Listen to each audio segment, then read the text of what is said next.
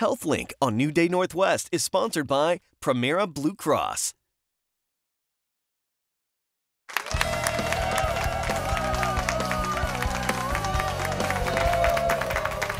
Welcome back, everybody. We have all faced the dilemma of needing immediate medical treatment, but not knowing for sure whether we should go to the emergency room. Here with some guidelines on less expensive options. Please welcome back from Premera Blue Cross, Medical Director of Provider Engagement, Dr. David Buchholz. It's so good to see you.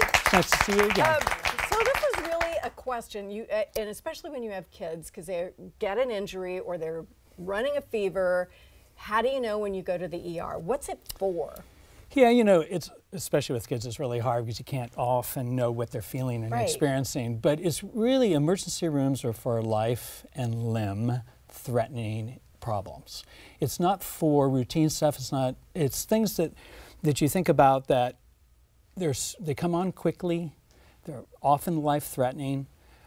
If you don't get immediate care, you're probably going to have long-term disability or death. And you really have to just think of it that way.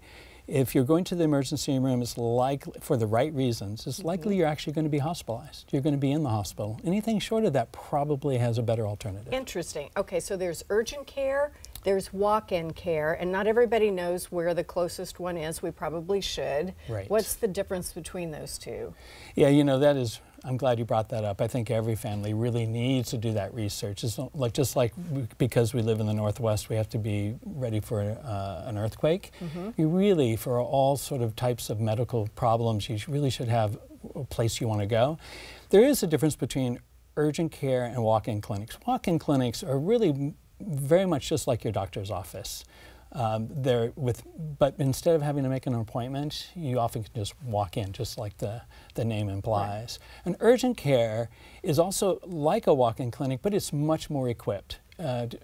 By definition, urgent care should have an have an X-ray machine or machines, lab facilities. You should be able to do pretty significant diagnostic work and actually leave with a diagnosis. So if you cut yourself, if you had a broken bone, if you had a burn, you could go to the urgent care. Yeah, it depends on the severity, right? You know, if the bone is sticking out of your leg? Probably the ER. It's probably the ER. If you're kind of wondering if it's broken, then probably the urgent care. That's great. Talk about the average wait times in these different facilities.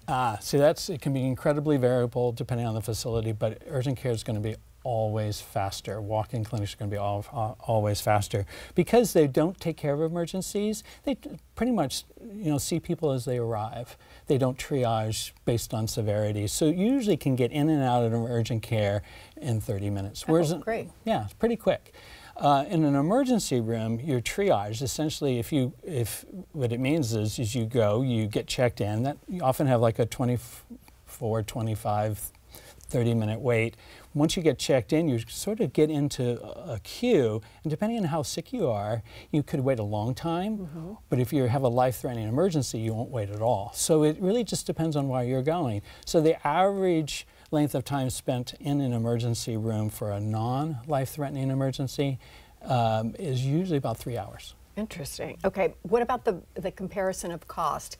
And we might be blind to this if we have insurance because we don't necessarily see the bill, but it's still important. It's hugely different. An urgent care facility is typically like a doctor's office. So if you kind of know how much your doctor bills you, the same thing will happen in urgent care.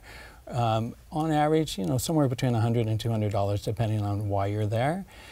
Emergency rooms are easily 10 times that amount. It's usually around an average visit is about $1,200, and that's for a non-life-threatening problem. It's just going for the same type of problem to an emergency room instead of an urgent care facility. And we care about this because even if we're not paying the bill, insurance is, all of these costs end up being factored into what our premiums are. Yeah, totally. If we just looked at how often there's that waste where people are going to emergency rooms and insurance is paying for it, or even you're paying yourself. If you could take all that money and save it by going to an urgent care or to your doctor's office or just calling to get advice, insurance companies could reduce premiums. We could cover more people on Medicaid. It's just the tip of the iceberg. So it's a good idea. Yeah. Does your insurance, do you have to check ahead of time before you go to urgent care or a walk-in clinic, or does it automatically cover those things? Automatically covered. You want to do your investigation, find the places that are near you. It's possible your insurance company only contracts with some urgent cares and not others, so you do need to do a little bit of research, but it's all about planning ahead and having the right and location. knowing where it is. Honestly, I think is. that's a big question. Lots of people just don't know. So you mentioned the nurse line. Different kinds of plans will have a 1-800 line where you can call, talk to a nurse and say, this is happening, do I need to go in now or not?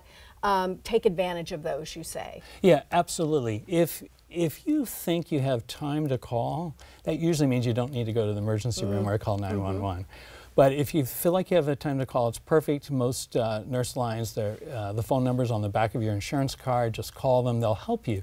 They'll go through a series of questions to determine, is it something that maybe you can just stay home and do some basic first aid for? Is it something you can wait to see your doctor or go to an urgent care or an emergency room? They can always help. That is great information. We will ask more questions during our wellness panel, but thank you for getting us started. For more on Premera Blue Cross, please visit their website, Premera.com, or check for links on our website.